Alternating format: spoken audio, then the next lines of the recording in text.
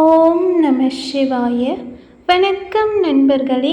இந்த வீடியோவில் கடக ராசிக்காரர்கள் எந்த ராசிக்காரர்களை திருமணம் செஞ்சால் வாழ்க்கையில் சந்தோஷம், நிம்மதி, செல்வம் எல்லாம் பெருகி ஒரு நிம்மதியான சந்தோஷமான வாழ்க்கையை வாழ்வாங்க அப்படின்றத தான் இந்த வீடியோவில் பார்க்க போகிறோம். கடக ராசிக்காரர்களுக்கு பொருத்தமான ராசிகள் எது எது அப்படின்றத பார்த்துடலாம். இந்த வீடியோ பார்க்குற நீங்கள் இன்னும் நம்ம சேனலை சப்ஸ்கிரைப் பண்ணாமல் இருந்தால் சேனலை சப்ஸ்கிரைப் பண்ணி வச்சுக்கோங்க. வாங்க வீடியோக்குள்ளே போகலாம். ஜோதிட சாஸ்திரத்தில் 12 ராசிகள் இருக்குது. ஒவ்வொரு மனிதருமே ஏதாச்சும் ஒரு ராசியில் பிறந்திருப்பாங்க. அந்த வகையில் நம்ம இந்த வீடியோவில் கடக ராசிக்காரர்கள் எந்த ராசியில் பிறந்தவர்களை திருமணம் செஞ்சால் வாழ்க்கை ரொம்ப சுபிட்சமாக இருக்கும் அப்படின்றத பார்க்கலாமா? இந்த வீடியோ பார்க்குற ஒரு சிலருக்கு வந்துட்டு சந்தேகம் இருக்கலாம், இதெல்லாம் உண்மையா பொய்யா அப்படின்னு சொல்லி மனசுக்குள்ளே ஒரு சந்தேகம் இருக்கும். அதுக்கான ஒரு சின்ன தெளிவான பதில் நான் உங்ககிட்ட சொல்கிறேன்.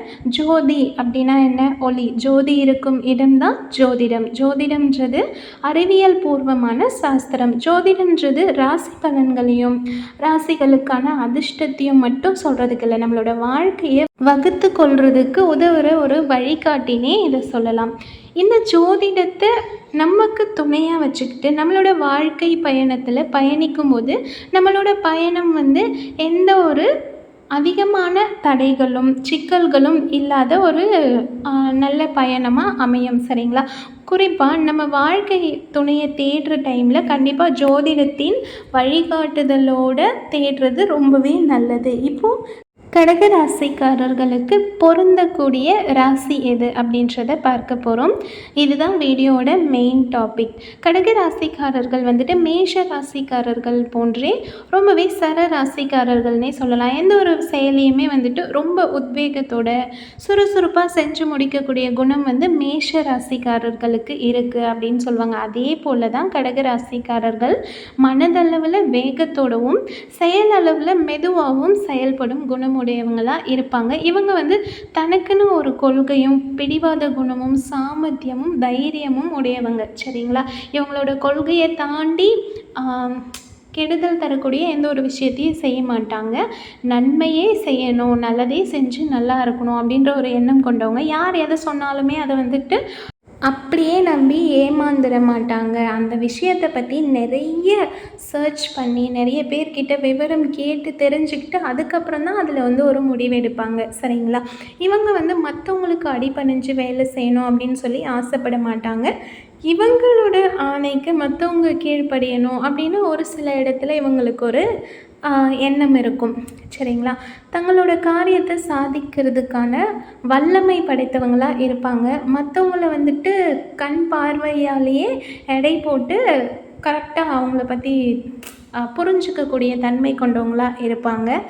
இத்தகைய குணம் கொண்ட கடகராசிக்காரர்களுக்கு 5ஆம் இடம் ஆகிய விருச்சிக ராசிக்காரர்கள் வாழ்க்கை துணையாக அமைந்தால் ரொம்பவே பொருத்தமாக இருக்கும். ஸோ கடக ராசிக்காரர்களுக்கு பொருந்தக்கூடிய ராசின்னு பார்த்தா அது விருச்சிக ராசிக்காரர்கள்.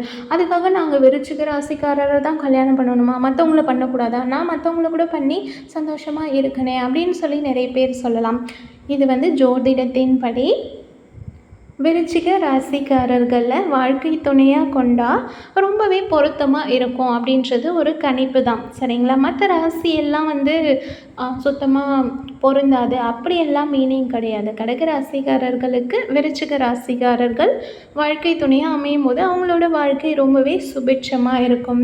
ரொம்ப அன்புமிக்க குழந்தைங்களோட அற்புதமான குடும்ப வாழ்க்கையை வாழ்வாங்க. இதே போல் கடக ராசிக்கு சமசப்தமமான மகர ராசிக்காரர்களை திருமணம் செஞ்சாலுமே பொருத்தமான ஜோடியாக வலம் வருவார்கள். கணவன் மனைவிக்குள்ளே அந்யோன்யம் ரொம்பவே சிறப்பாக இருக்கும். ஒருத்தர் விட்டு பிரியாமல் வாழ்வார்கள். சரிங்களா? எல்லா கணவன் மனைவிக்குள்ளேயும் குடும்ப பிரச்சனை கண்டிப்பாக இருக்க தான் செய்யும். அதுக்காக இந்த ராசிக்காரர்களை திருமணம் செஞ்சால் மட்டும்தான் சண்டை வராதா, மற்ற ராசிக்காரர்களை திருமணம் செஞ்சால் சண்டை வருமா, அப்படியெல்லாம் கிடையாது.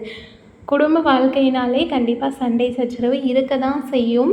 யார் யாரை திருமணம் செஞ்சாலும் அவங்க லைஃப்பில் சண்டை வந்துட்டு தான் இருக்கும். அதை சமாளித்து ஒருத்தருக்கு ஒருத்தர் எப்படி விட்டு கொடுக்காம வாழ்கிறாங்க அப்படின்றது தான் வாழ்க்கையே.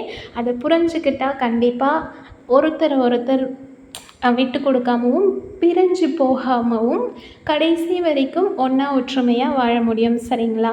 ஸோ இந்த வீடியோவோட எண்டுக்கு வந்தாச்சு. கண்டிப்பாக இந்த வீடியோ உங்களுக்கு பிடிச்சிருக்குன்னு நம்புகிறேன். இந்த வீடியோ பிடிச்சா மறக்காமல் சேனலை சப்ஸ்கிரைப் பண்ணி சப்போர்ட் பண்ணுங்கள். அடுத்த வீடியோவில் சந்திக்கலாம். அதுவரை நன்றி. ஸ்ரீராம ஜெயம். ஜெய் ஸ்ரீராம் ஆஞ்சநேயா. வணக்கம்.